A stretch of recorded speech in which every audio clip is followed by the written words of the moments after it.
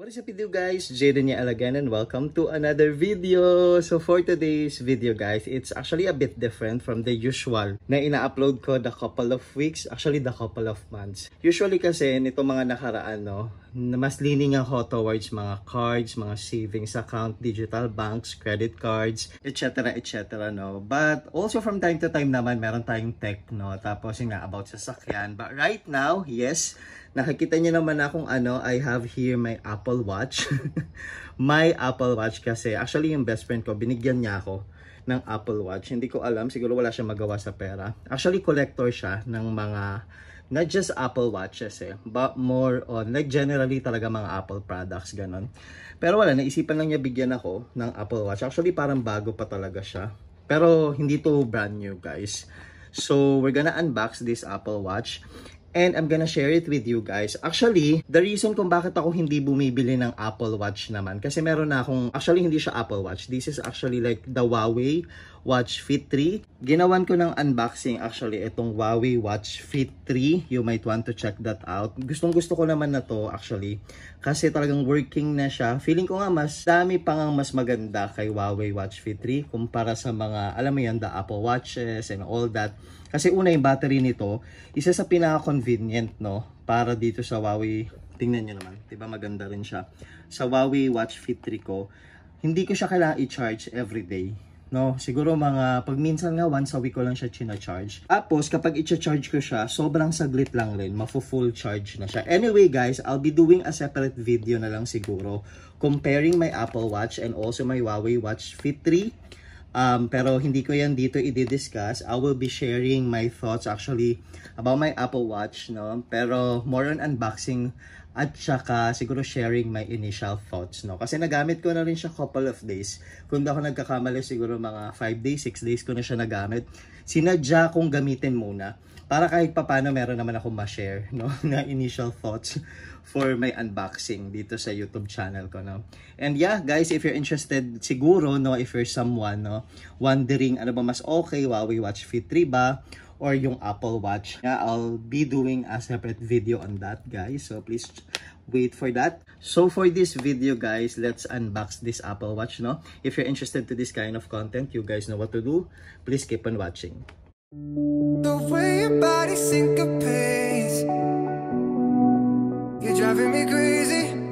If you're new to my channel, welcome. If you're here for quite some time now, welcome back. In my YouTube channel, I'm doing reviews, reactions, and also vlogs. And if you haven't subscribed to my channel yet, I will appreciate if you will click that subscribe button there, guys. We just celebrated the 20,000, I think 200 subscribers na tayo, Yes, help me reach 30,000 subscribers. That's really the goal, for us to have 30,000 subscribers. So I'll appreciate kung magsusubscribe kayo, guys.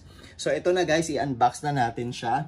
This is Apple Watch. Actually, hindi ko nga alam kung Series 6 ba to, Series 5, hindi ko siya alam. But anyway, unbox na natin guys. So here guys, medyo na ko na siya. Kung napanood nyo yung unboxing ko sa aking Huawei Watch Fit 3, parang siguro mga more than 6 months ko na ginagamit yung Huawei Watch Fit 3 ko. And so far, no complaint naman. Working perfectly talaga siya, Makikita nyo na sobrang iba yung box ng Huawei Watch Fit 3 kaysa dito sa Apple Watch na, kung ano man series to. Iba siya kasi yung Huawei Watch Fit 3 parang maliit lang siya na box, ganun lang. Pero ito talaga mahaba siya, ganun. So here guys, ayan, alam niyo naman na may dalawa yan, di ba, na pag ganyan, ayan. Ito na yung Apple Watch mismo. Tapos, ang maganda lang talaga sa Apple Watch, syempre yung box pa lang talagang medyo ramdam mo na talagang medyo nakakaangat-angat siya sa buhay. Kasi marami siyang details, may mga pa-stickers pa siya. Tapos ang pinakamaganda, ito, dalawa yung niya. Ayan diba yan? Apple Watch. Tapos dalawa siya guys. Ito yung parang gusto ko. Kasi meron siyang maliit lang, tapos malaki. Ito na siya guys. Kasi nagamit ko na nga siya ng ilang araw kaya nakaganyan na siya, But yeah, this is not actually a new series, hindi siya bago. I think couple of years na rin to. Pero 'Di ba? Sinong hindi naman sa regalo. Anyway, ang sinasabi ko, ang maganda kasi sa Apple, ayan siya ho, considerate si Apple kasi meron siyang dalawang, ayan ho, parang meron siyang small lang na size, tsaka parang siguro medium to, hindi naman to large. Pero 'di ba, if you're on the size na medyo big yung ito mo, yung wrist mo, gagamitin mo itong isa. No? Tapos kapag naman medyo hindi ganun, kagaya ko, hindi kasi masyado malaki yung wrist ko. Although, medyo, hindi rin ako naman mataba actually. Pero hindi ako payat, no? Nasa medium size ako, ganun. Pero ang ginagamit ko itong small pa rin kasi kasyang-kasya na yung wrist ko dito, di ba? With Huawei kasi, and I think the other brand, syempre wala mga ganyang option eh. So, yeah, you have an extra. In the event lang siguro na case na tumaba ka, kasi di ba uso rin naman yun, yan. Meron ka ng extra, ganyan. So, there guys, so that's for the unboxing. Ito pa siya, madami pa siya dito, pero hindi naman na natin yung titingnan, no? Yeah, ang titingnan lang natin talaga ay ito. So, yeah. Ayun, nag-i-screenshot siya eh. Medyo hindi pa ako sanay masyado talaga sa Apple Watch. Just because I have been using my Huawei Watch Fit 3 for a couple of months, like 6 months rin ako. Pero the reason na tuwang-tuwa rin ako nung binigyan ako ng Apple Watch, kasi una, lahat ng gamit ko, Apple products talaga. So una, I have my MacBook, I also have my iPad. Yeah, ito yung iPad ko. Tapos, I also have my iPhone, syempre. Tapos, may AirPods din ako. Like, technically speaking, halos lahat talaga ng devices ko, puro Apple products. So, when I decide to use Huawei Watch Fit 3, parang siya lang yung, alam mo yung out of tune sa ecosystem. Kasi, syempre, nakakonect lang kasi si Huawei Watch Fit 3 sa Bluetooth, no? Hindi talaga siya nakakonect dun sa, di ba may watch na app si iPhone? So, hindi dun. Kaya natuwa din ako nung sabi ko, sige nga, buksan ko lang Natuwa rin ako kasi sabi ko, edi sakto kasi syempre mas mama-maximize ko yung watch na app dun sa phone ko. At the same time, parang kompleto na yung most likely lahat ng mga, alam mo yung the major devices ng Apple products. Kahit papano meron na ako. Like I have nga my AirPods naman. I also have my iPad, MacBook, iPhone, and also the Apple Watch nga ngayon. No?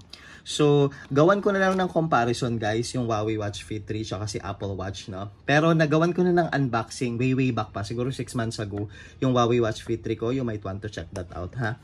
So, sige. Anuhan ko lang to i-passcode.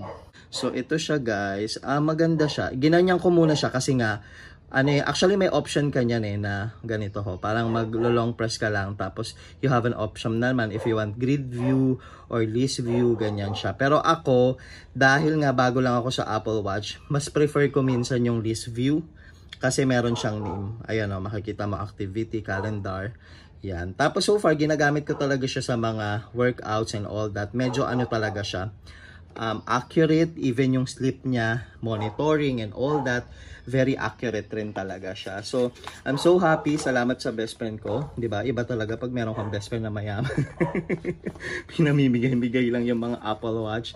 But yeah, that's for my Apple Watch. Excited ako i-compare tong Apple Watch ko sa aking Huawei Watch Fit 3, no? So, yeah, if you're just someone wanting to, or you're just deciding what to buy for your watch, whether Apple Watch or Huawei Watch Fit 3, so please wait for that video, no? Anyway, nabilhan ko na rin to ng case. Pakita ko sa inyo yung ibang case. Ipakita ko na lang sa picture, no? Para hindi ko na i-video. Pero nabilhan ko na rin siya ng case. Yeah, that's all for this video. I'm so happy. Thank you, best friend.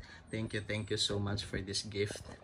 You're the best. That's all for this video, guys. It's just an unboxing and also just initial thoughts on my new Apple Watch.